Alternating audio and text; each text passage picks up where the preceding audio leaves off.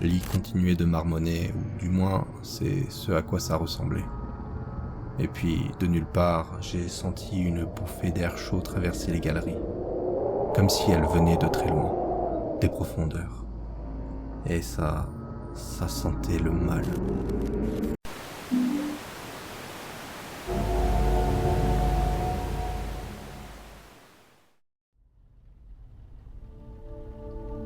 Quand j'avais 9 ans, je suis rentré de l'école un jour, et j'ai trouvé ma mère et mon grand-père assis à la table de la cuisine. Ils m'attendaient pour m'annoncer une mauvaise nouvelle.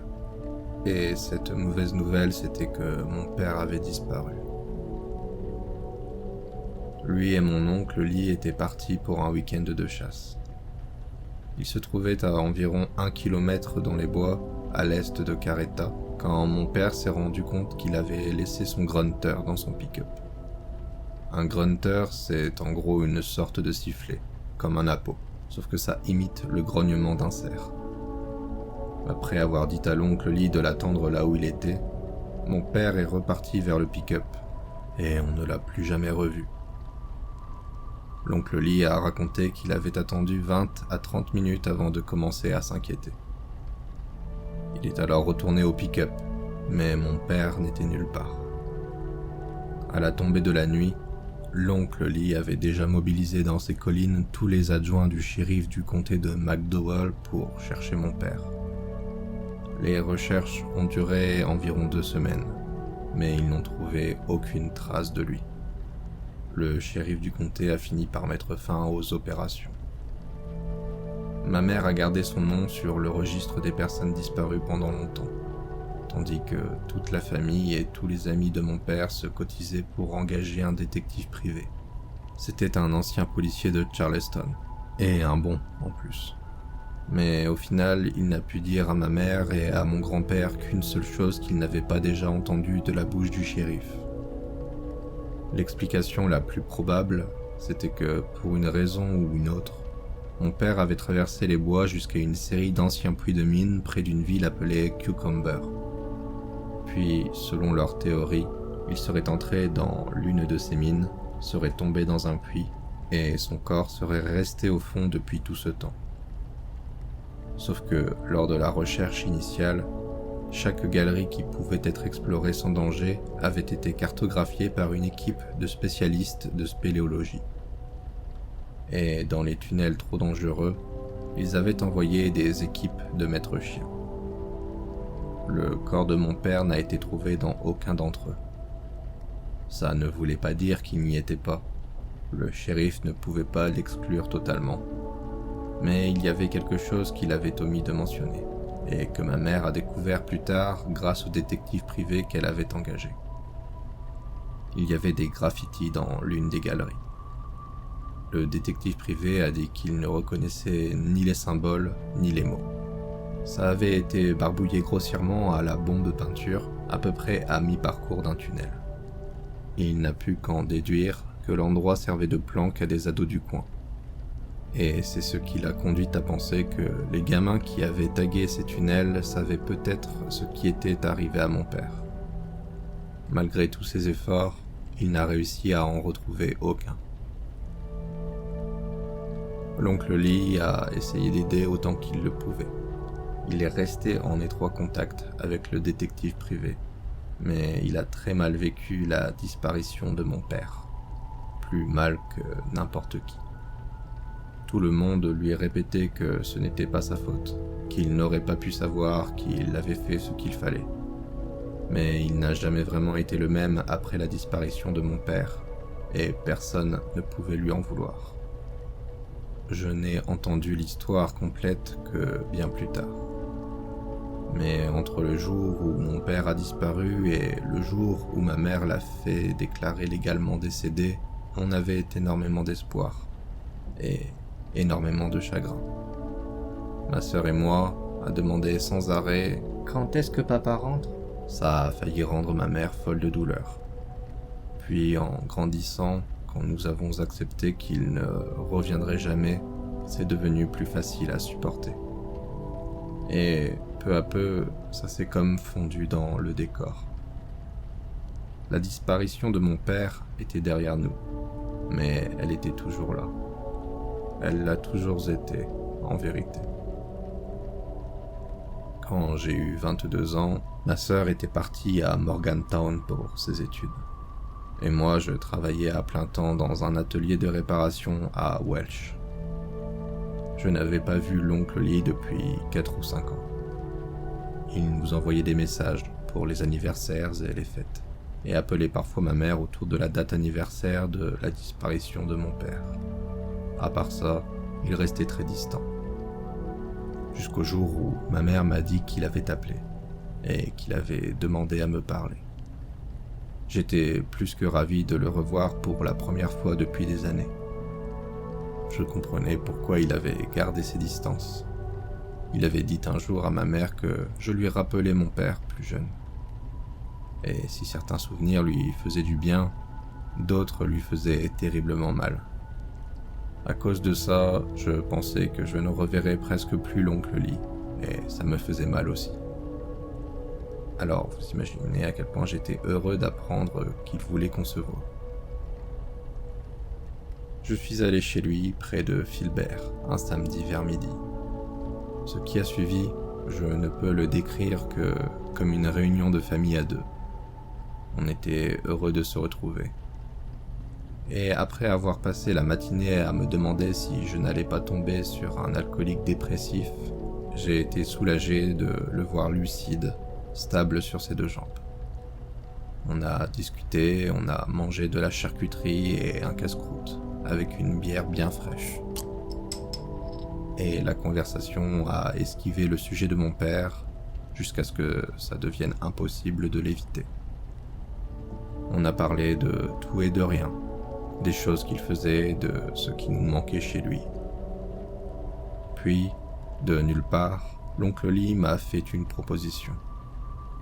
Il m'a demandé si je voulais aller voir l'endroit où mon père avait disparu, en disant que ça pourrait m'apporter une forme de paix, en clôturant ce chapitre de ma vie.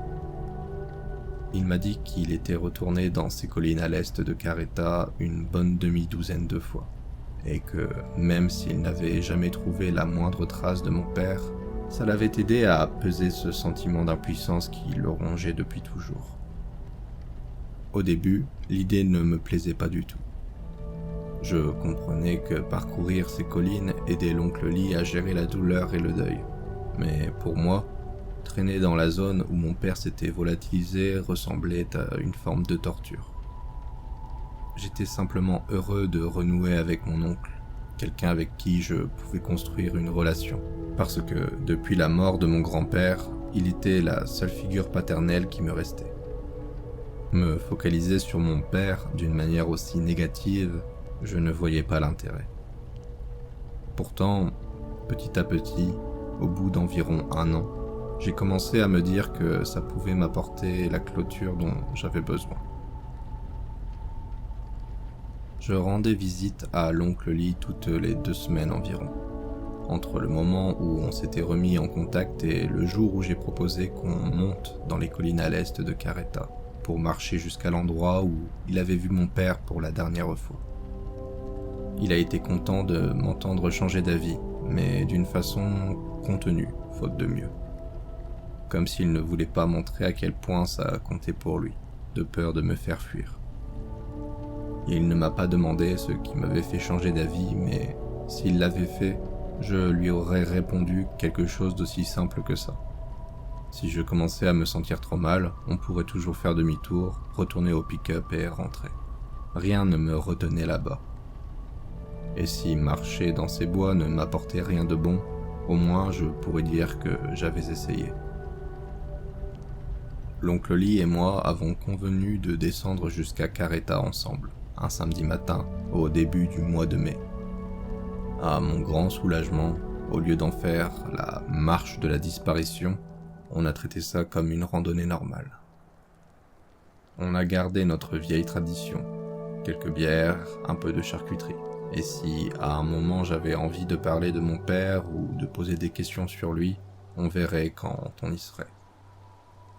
J'avoue que j'étais anxieux en longeant le ruisseau, mais une fois à pied, en train de parler, j'ai réalisé que ce bout de forêt ressemblait ni plus ni moins à n'importe quel autre en Virginie occidentale. J'avais toujours considéré la zone autour de Careta comme hantée, pas au sens littéral, évidemment, mais comme si le fantôme de mon père errait dans ces collines. Je ne voulais jamais y mettre les pieds. Et me retrouver là, en plein jour, à constater que c'était surtout dans ma tête, ça m'a fait du bien. Mais le mot « surtout » pèse lourd dans cette phrase. Parce qu'aussi banal que cela puisse paraître de marcher dans ces bois avec l'oncle Lee, j'avais l'impression qu'une partie de mon père était encore là dehors, cachée quelque part. Appelez ça un souvenir, appelez ça de l'espoir, mais il y avait quelque chose, et je le sentais. On a continué à marcher et à parler jusqu'à Big Creek. Puis on s'est installé sur un rocher plat, au bord de l'eau, pour faire une pause. Je me suis dit que c'était le point médian de la randonnée, alors, une fois reposé, j'ai proposé de repartir vers le pick-up. Mais l'oncle Lee avait une autre idée. Il a dit qu'il voulait me montrer quelque chose. Après environ 2 kilomètres de marche supplémentaire, on est arrivé sur un affleurement rocheux qui surplombait les mines abandonnées dont je vous ai parlé plus tôt. Je lui ai demandé si c'était l'endroit que le détective privé avait vérifié toutes ces années auparavant. L'oncle Lee a dit que oui. Puis, après un soupir, il a ajouté qu'il y avait quelque chose qu'il ne m'avait jamais dit, ni à moi, ni à ma mère. Il avait bien tout raconté au shérif, et il l'avait dit au détective privé aussi.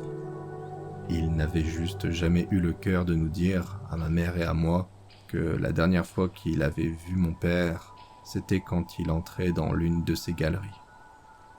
Entre le moment où il s'était rendu compte que mon père manquait et le moment où il avait alerté les autorités, l'oncle Lee m'a dit qu'il avait couru partout dans les bois en criant son nom, en essayant de le retrouver avant que la situation ne devienne grave. Il a précisé qu'il n'avait jamais été un très bon pisteur. Il avait juste eu de la chance en partant dans la bonne direction. Il ne pensait pas que mon père était allé vers les mines, mais quand il s'est retrouvé exactement là où nous étions, il a vu au loin une silhouette, habillée exactement comme mon père, marcher vers un des tunnels sombres. L'oncle Lee a raconté qu'il avait dévalé la pente raide de l'affleurement puis qu'il avait couru vers la galerie qu'il avait vue. Mais quand il est arrivé et qu'il est entré, lampe torche à la main, il n'y avait personne. Quand je lui ai demandé s'il avait vu les mêmes graffitis étranges que le détective privé, il m'a dit que non. Mais il a ajouté qu'il y avait quelque chose dans cette vieille galerie qui le mettait profondément mal à l'aise. D'après lui, c'était ça qui le hantait vraiment depuis toutes ces années. L'idée d'avoir vu son frère entrer dans un tunnel noir, puis, en entendant son nom, avoir choisi de se cacher dans l'obscurité, comme s'il faisait semblant de ne pas entendre. Pour lui, c'était le meilleur scénario possible. Le pire, c'était que quelque chose lui soit arrivé dans cette mine. Quelque chose d'horrible, qui l'empêchait de marcher ou de parler, même s'il l'avait voulu. Je comprenais pourquoi on m'avait caché cette information. La situation était déjà assez terrible sans y ajouter une couche de mystère encore plus inquiétante. Malgré tout, j'ai dit à l'oncle Lee que j'étais content qu'il m'ait enfin dit toute la vérité, aussi dérangeante et douloureuse soit-elle. Je me suis dit qu'après ça, il était temps de partir. Mais l'oncle Lee m'a fait une autre proposition, et celle-là, je n'ai pas pu la refuser. Il m'a demandé si je voulais descendre jusqu'à la mine avec lui, comme il le faisait parfois, dans le cadre de ses visites pour exorciser cette partie des collines. À ce stade, je ne voyais pas pourquoi on ne le ferait pas. On avait déjà marché jusque-là, je ne savais pas si ou quand je reviendrais. Ne pas descendre jusqu'à la mine m'aurait donné l'impression de gâcher une occasion. Et si ça aidait Lee à apaiser un peu sa douleur, peut-être que ça m'aiderait aussi. Alors j'ai accepté, et on y est allé. Descendre tout droit le long de la pente raide aurait été stupide, donc on a contourné un peu le bord du puits minier pour trouver une descente plus sûre. En bas, il y avait toutes sortes de panneaux d'avertissement plantés dans la terre, disant aux gens de rester dehors, qu'ils seraient gravement blessés s'ils tentaient d'explorer les vieux tunnels. J'ai demandé à l'oncle Lee s'il pensait que mon père avait chuté dans un puits de mine, ou s'il avait été victime d'un effondrement, incapable ensuite de répondre à ses appels. Il n'en savait rien, mais si c'était ça, le corps de mon père aurait été retrouvé depuis longtemps. Quoi qu'il se soit passé, c'était arrivé dans cette mine. C'est juste que ça n'avait jamais été expliqué clairement. À mesure qu'on approchait de l'entrée, une entaille déchiquetée dans la roche, c'était comme si l'air lui-même s'alourdissait. Très peu de lumière pénétrait dans le tunnel, mais je me souviens avoir vu des poutres de bois éclater, qui pointaient dans tous les sens, comme des dents cassées dans la gueule d'un grand serpent. Ni l'oncle Lee ni moi ne disions un mot. Le silence était tel que le bruit de nos bottes écrasant gravier et ardoise semblait anormalement fort.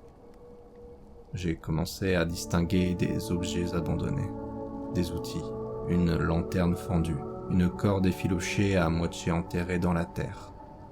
Tout ça donnait l'impression que la mine avait été désertée à la hâte, pas fermée de manière organisée.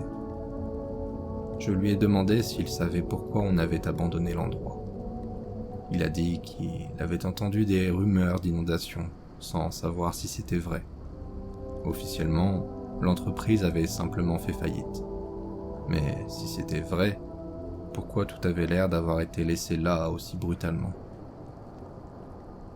Quand on s'est retrouvé à quelques pas de l'entrée, j'ai eu l'impression que la température chutait d'un coup, et l'obscurité devant moi avalait la lumière extérieure après seulement quelques mètres. Je crois que l'oncle Lee sentait mon appréhension, parce qu'il a commencé à me dire que je n'étais pas obligé d'entrer, que je n'avais qu'à le dire et on ferait demi-tour. Mais comme je l'ai dit, je n'allais pas juste rentrer, pas après avoir marché jusque-là. Alors, lentement, je me suis avancé vers l'entrée, et vers les barreaux rouillés du portail entrouvert, un peu plus loin. Je me rappelle des détails les plus étranges de ces premières secondes. Je me rappelle qu'il faisait encore plus froid une fois dedans, et que l'air avait non seulement une odeur, mais aussi un goût. Poussière, métal, moisissure, tout mélangé. La lumière du dehors a disparu très vite. Heureusement, j'avais une petite lampe torche accrochée à mon porte-clés. Je l'ai tirée en tâtonnant. J'ai appuyé sur le bouton et j'ai pu voir à nouveau. Enfin, pas vraiment. La lumière de ce minuscule porte-clés ne suffisait qu'à repousser l'obscurité sur quelques mètres. Je progressais donc lentement, m'enfonçant dans le tunnel. J'ai fait quelques pas, puis je me suis arrêté. J'en ai fait encore quelques-uns, puis je me suis retourné pour vérifier si l'oncle Lee me suivait. Et c'est là que j'ai vu quelque chose qui m'a glacé le sang. L'oncle Lee se tenait près du portail, presque entièrement en silhouette à ce stade. Mais il y avait assez de lumière pour voir qu'il tenait quelque chose à la main. Quelque chose que je savais qu'il avait sur lui, mais qu'il n'avait aucune raison de sortir à ce moment-là. C'était une arme, et la main qui la tenait tremblait. Dans les microsecondes qui ont suivi, une partie de moi a hurlé d'essayer de raisonner avec lui. Et j'ai eu un bref éclair d'espoir quand une idée m'a traversé. Peut-être qu'il avait sorti ce pistolet pour notre sécurité. Mais la façon dont il tremblait, la façon dont il ne disait pas un seul mot quand je me suis retourné, j'ai ressenti quelque chose de tranchant, comme une lame. Je n'étais pas en sécurité. Pas du tout. Alors, j'ai couru.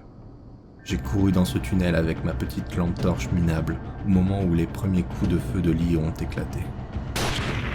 Le craquement a fendu l'air derrière moi et la détonation m'a donné l'impression que mes tympans explosaient. En même temps, j'ai senti une balle passer tout près de moi. L'adrénaline m'a submergé. J'ai compris que, pour ne pas devenir une cible facile, je devais éteindre la lampe. Et quand j'ai relâché le bouton, J'ai été englouti par l'obscurité. Je n'avais jamais eu aussi peur de toute ma vie. Je ne savais même pas qu'on pouvait ressentir un niveau de terreur pareil. La seule lumière, c'était les flashs des tirs de l'oncle Roger. Mes poumons brûlaient, mes muscles hurlaient, et je m'attendais à chaque seconde soit à prendre une balle, soit à percuter un mur de plein fouet. Et en fait, j'allais droit vers un mur. Ce qui m'a averti, c'est qu'une balle de lit a ricoché sur quelque chose de métallique. J'ai rallumé ma lampe une seconde, j'ai vu que le tunnel se divisait en 3 directions. J'ai choisi un passage en une fraction de seconde et j'ai continué à courir. Ce n'est qu'une fois sorti de la ligne de mire de lit que j'ai pu rallumer ma lampe et commencer à chercher un endroit où me cacher.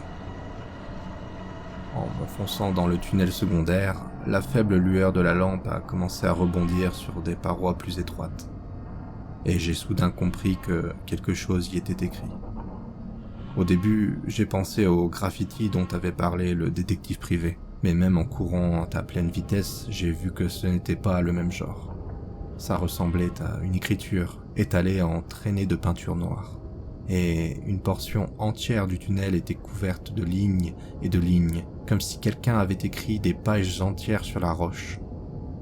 Je ne reconnaissais pas la langue, et pour des raisons évidentes, je n'avais pas le temps de m'arrêter pour étudier ça. Ce que je cherchais, c'était une cachette, et j'en ai trouvé une. Peu après avoir vu cette étrange écriture, j'ai repéré plusieurs petites et grandes alcôves qui s'ouvraient sur le côté. J'en ai choisi une au hasard, je m'y suis jeté, puis je me suis planqué dans le coin le plus reculé pour me cacher de la lampe de lit, au cas où il la braquerait dans la cavité. Je respirais le plus discrètement possible, mais mon cœur martelait ma cage thoracique. Et j'ai vite compris que ma cachette ne réduisait en rien ma terreur. D'accord, j'étais hors de vue, pour le moment, mais surtout, j'étais piégé.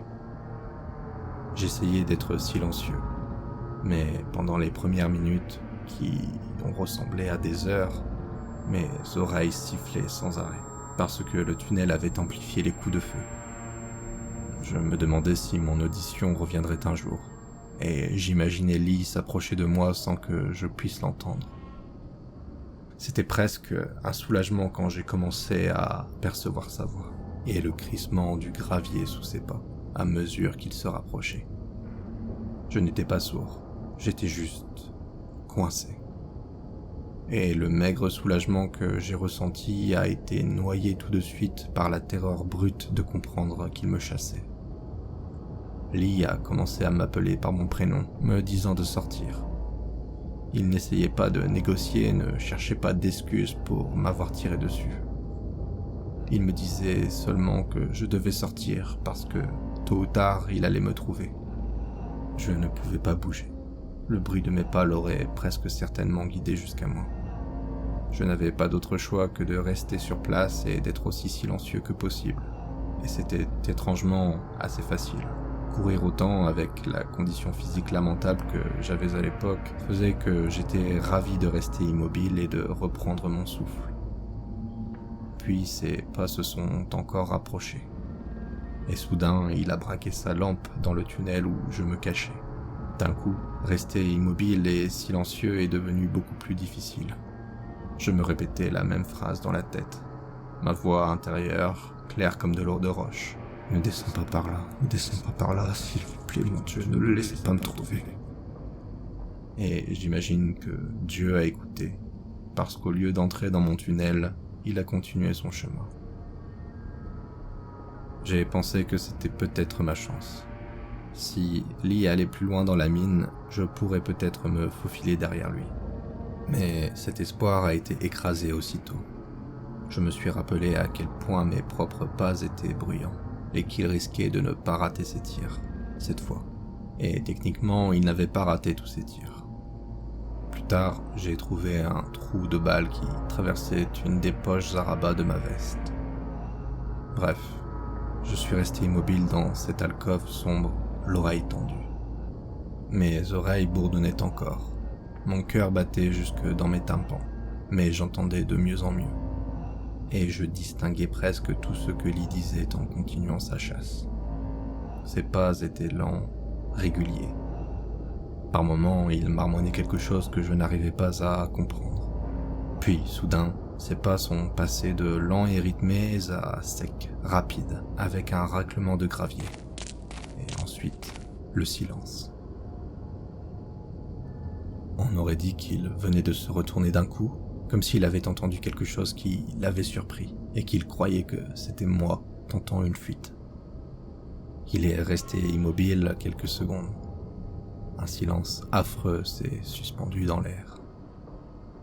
Puis il a dit « Je sais que tu es là, Stanley. » Et ces mots m'ont terrifié comme je ne l'aurais jamais cru possible. Parce que Stanley, ce n'était pas mon prénom, c'était celui de mon père. J'avais l'impression que mon esprit était sur le point de se fissurer entre la terreur, la confusion et le souvenir douloureux. L'oncle Lee avait dû perdre la tête, il n'y avait pas d'autre explication. Et comprendre ce que ça impliquait pour moi était presque insupportable. Je voulais essayer de le raisonner, d'en appeler au lien du sang. On avait déjà perdu un homme dans la famille, il n'y avait aucune raison d'en perdre un autre, et surtout pas de sa main. Mais je savais aussi que ce pari pouvait être le dernier de ma vie. Il avait déjà essayé de me tuer. Rien ne garantissait qu'il ne recommencerait pas. Au final, je me suis résigné à rester là, à attendre. Quand il arriverait au coin de ma cachette, je lui foncerai dessus. J'essaierai de lui prendre l'arme, et ensuite, je croiserai les doigts. Mais alors que j'écoutais ses pas redevenir lents et réguliers, dans l'attente qu'il se rapproche jusqu'à faire apparaître sa lampe, on a tous les deux entendu autre chose bouger dans ces tunnels. Je ne peux pas vous dire qui c'était. Personne n'a parlé et je n'ai pas entendu d'autres pas. J'ai seulement entendu ce qui ressemblait à des pierres qui y glissaient, quelque part, plus profond. Et là, Lee a commencé à parler. Au début, je ne comprenais pas. Il s'est figé, puis s'est mis à murmurer quelque chose. Je n'avais aucune idée de ce qui se passait. J'étais mort de peur, mais je restais immobile comme une statue, l'oreille tendue comme si ma vie en dépendait. Parce que c'était le cas. Lee continuait de marmonner, ou du moins, c'est ce à quoi ça ressemblait. Et puis, de nulle part, j'ai senti une bouffée d'air chaud traverser les galeries, comme si elle venait de très loin, des profondeurs. Et ça sentait le mal. Quand je dis que ça sentait le mal, j'emploie ce mot à défaut d'un autre. J'allais écrire « ça sentait la mort », mais pour avoir eu la malchance de tomber sur une carcasse de cerf en décomposition en plein été, je peux vous dire que ce n'était pas la même odeur. Ce n'était pas cette puanteur malade de pourriture qui vous donne envie de vomir ou de fuir, ou les deux. C'était quelque chose d'encore plus immonde, quelque chose qui ne devrait pas exister selon les lois naturelles. Ça sentait la mort brûlée. C'est la seule façon dont je peux vraiment le résumer. Comme quelque chose qui n'a pas sa place à la surface. Quelque chose de plus ancien que la mine elle-même. Je me suis couvert la bouche et le nez avec mon t-shirt, parce que ma première pensée a été un gaz toxique, comme ceux dont on dit que les mineurs devaient se méfier. Et je me souviens avoir pensé, voilà pourquoi ils ont dû abandonner cet endroit maudit. Je tenais mon t-shirt serré sur mon visage, et soudain j'ai entendu Lee commencer à hurler. Je ne peux pas garantir mot pour mot ce qu'il disait, je le répète comme je m'en souviens, mais dans ma mémoire, il criait « Il est là, je l'ai amené, j'ai fait ce que vous avez demandé. » Il le répétait encore et encore. Il disait des choses entre deux comme « s'il vous plaît » ou « vous devez me croire ». Mais cette première phrase revenait, en boucle, dans des accès de rage. Ses cris sont devenus de plus en plus forts, jusqu'à ce que les mots se dissolvent et que ça ne soit plus que des hurlements. Et quand ces hurlements ont dégénéré en ce qui ressemblait à des cris de douleur et de terreur, j'ai pris la fuite. J'ai couru en espérant qu'il serait assez distrait. Il n'était pas près de mon tunnel.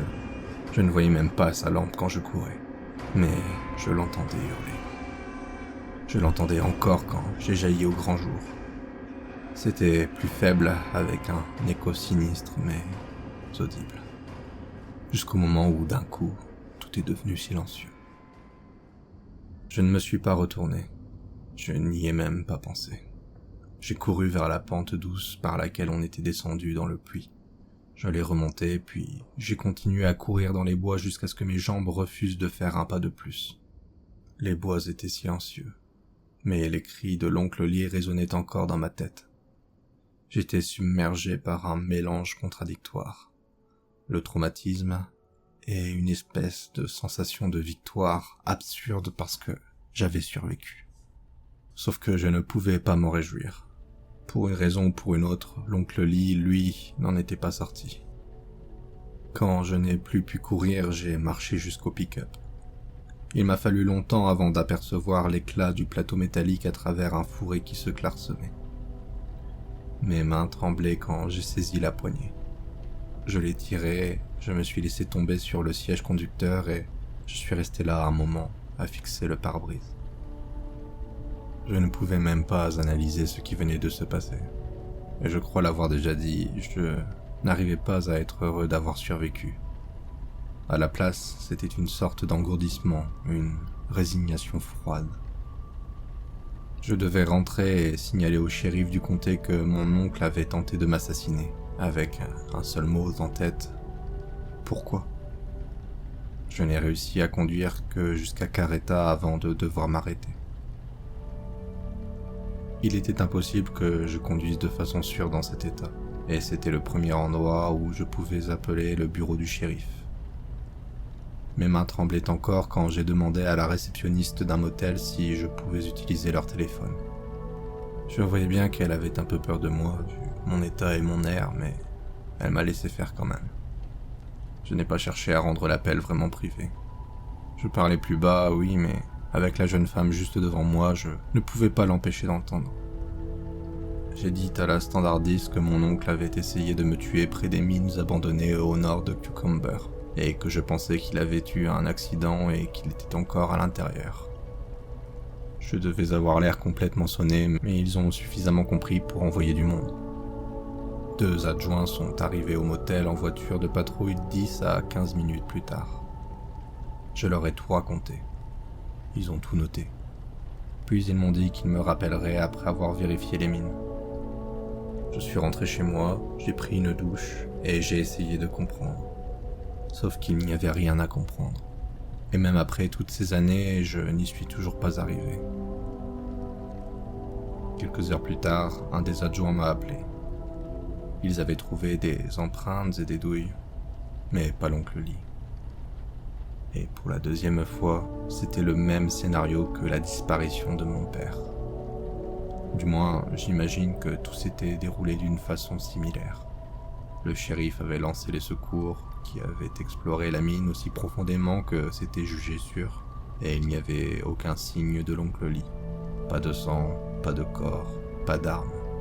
Seulement ces douilles, près de l'entrée, là d'où il avait tiré sur moi avant que je ne m'enfuis.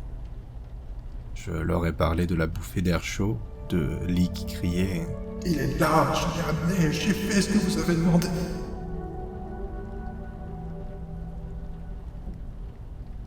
Puis, après des semaines d'enquête et de consultations avec des spécialistes, le shérif du comté a annoncé sa conclusion. Voici ce qu'il nous a dit. Dans les mines, il existe des phénomènes appelés éruptions de gaz. Il s'agit de relâchements accidentels de gaz comme le méthane, le monoxyde de carbone, le sulfure d'hydrogène ou le dioxyde de carbone, qui peuvent s'accumuler et devenir toxiques à certaines concentrations. Ils peuvent être déclenchés par des forages, des explosions, des variations brusques de pression et provoquent des vagues de gaz qui se ruent comme un tsunami de vapeur empoisonnée. Le shérif pensait que mon oncle et moi avions été pris dans l'une de ces éruptions. Selon eux, l'oncle Lee aurait respiré un cocktail de gaz, en grande partie du CO2 très concentré, ce qui aurait entraîné une désorientation paniquée et l'aurait poussé à m'attaquer dans sa confusion. Naturellement, vu les circonstances, le shérif a dit à ma mère et à moi que Lee était devenu le suspect numéro 1 dans la disparition de mon père. Une disparition où il y avait presque certainement eu un acte criminel. Il n'y avait eu aucune activité sur le compte bancaire de mon père après sa disparition, et c'était probablement la raison numéro 1 pour laquelle on pensait qu'il était mort, plutôt que d'avoir choisi de s'évanouir sans laisser de traces. Le shérif a ajouté qu'il restait possible que la disparition de mon père n'ait rien à voir avec ce que Lee avait fait plus tard, mais que lui, personnellement, voulait vraiment mettre la main sur Lee, ne serait-ce que pour comprendre pourquoi il m'avait appelé par le prénom de mon père au lieu du mien. Mais plus de 2 décennies ont passé, et on n'a retrouvé aucune trace de l'oncle Lee ni de mon père. Après la fouille de la mine par le shérif et les équipes de secours, il a ordonné qu'on la scelle à l'explosif pour empêcher que d'autres subissent le même sort. Sauf que leur avis sur ce qui est arrivé à Lee et le mien n'ont jamais été les mêmes. Je n'ai pas fait d'histoire à l'époque et je n'en fais toujours pas.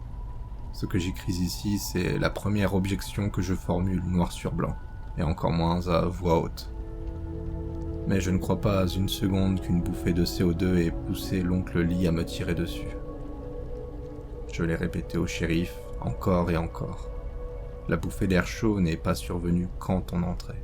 Elle est survenue quand j'étais caché, juste avant que Lee commence à appeler mon père, à dire toutes ces choses bizarres, puis à hurler de façon incompréhensible.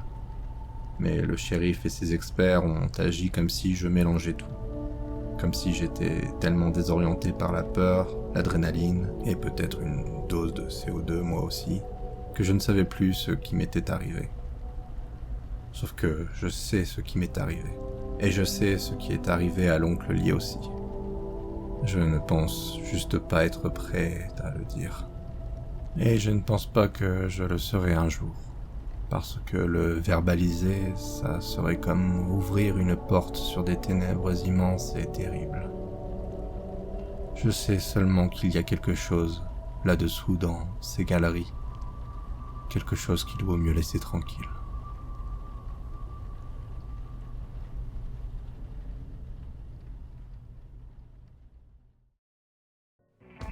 Alors, qu'avez-vous pensé de cette histoire ? Donnez-moi votre avis en commentaire. J'espère que cette vidéo vous aura plu. Si c'est le cas, devenez un très fidèle et abonnez-vous pour ne rater aucun futur épisode. Un grand merci aux contributeurs Tipeee qui soutiennent la chaîne. Leur générosité est énormément appréciée. N'hésitez pas à m'aider vous aussi si vous le pouvez, lien en description. Si vous avez des histoires personnelles à raconter, n'hésitez pas à tester votre plume et m'envoyer par mail vos écrits. De même, s'il y a des histoires particulières que vous aimeriez m'entendre lire, faites-moi en part plus bas. Et je vous dis à bientôt pour d'autres frissons et histoires d'horreur en ma compagnie. Biou.